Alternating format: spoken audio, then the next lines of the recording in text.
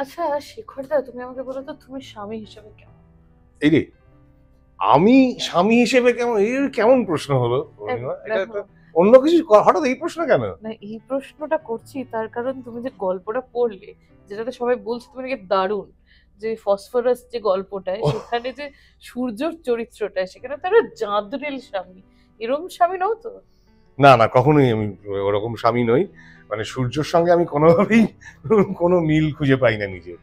এবং তোমাকে যদি জোকস অ্যাপার্ট আমি জিজ্ঞেস করি, সূর্য চরিত্রটা বা ফসফরাস গল্পটা আমাদের মানে পুরো সব নিজেদের লোকজনদেরই করা, রোহিত লিখেছে, রোহিত সৌম, শেখরদা পড়েছে, তুমি একটা অত্যন্ত গুরুত্বপূর্ণ চরিত্রে রয়েছে। কারণ সূর্য যদি ভালো না হতো, তাহলে প্রতীক বা সানন্দাকে কেউ খুব একটা কিছু ওরকম ফুটিয়ে উঠতো না। তুমি বলো, সূর্য করে তোমার কেমন লাগলো? ফসফরাস যে গল্পটা একটা কাল্ট ছবির ইন্সপিরেশন, সবটা নিয়ে তুমি যদি একটু বলো। দেখ, প্রথম কথা হচ্ছে যে মেকিংটা যদি ভালো হয় তাহলে অবশ্যই মানুষের ভালো লাগবে। আর অভিনয় করতে গিয়ে আমি যেটা বুঝলাম যে এই যে অনুপ্রেরণাটা নেওয়া হয়েছে এই একটা বিখ্যাত কাল্ট ছবি থেকে, গাইড থেকে। সেই গাইডের যে অনুপ্রেরণা সেইটা লেখায় একদম মানে আমি ফিল করলাম, মানে পড়ার সময় অভিনয় করার সময় আমি ফিল করলাম।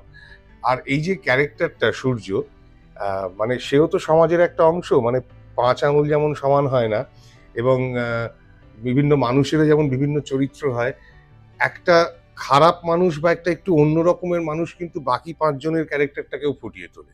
মানে সুতরাং সে যদি না থাকতো তাহলে বাকিদের যে গুডনেসটা সেটা হয়তো ফুটে উঠতো না।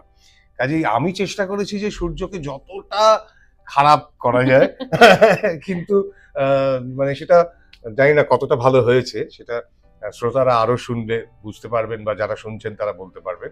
কিন্তু হ্যাঁ, মানে সূর্যর চরিত্রটা আহ, আমি যে ফুটিয়ে তুলতে পেরেছি এটা আমার একটা বিরাট বড় পাওনা। মানে একদমই শেখরদা। Thanks to the direction also, মানে ডিরেকশনটা খুব ভালো ছিল। একদম। সেখানে তো আরেকটু ভিলেন হও, সেখানে তো একটু আরেকটু বিষ, খারাপ লোক। আরেকটু বিষ মেশাও, আরেকটু খারাপ হয়ে যাও, এইগুলো ডিরেকশনটা আমি মানে একদম যথাযথ ফলো করতে পেরেছি মনে না, হয়। একদমই তুমি ভীষণ ভালো নানান চরিত্রে অভিনয় করছো। ইনফ্যাক্ট আমরা তারপরেও বেশ কয়েকটা কাজ পরপর পরপর আছে পাইপলাইনে। হুম। কিন্তু আপনারা সকলে ফসফরাস শুনুন, শেখরদার জন্য, অর্পণের জন্য, সানন্দা সাজবাতি করেছে ওর জন্য, সকলের জন্য, সৌমেন একটা খুব ভালো চরিত্র করেছে, হুম। এবং সর্বোপরি সৌভিকদার এত সুন্দর নারেশন আপনারা শুনুন এবং অবশ্যই জানান কেমন লাগে।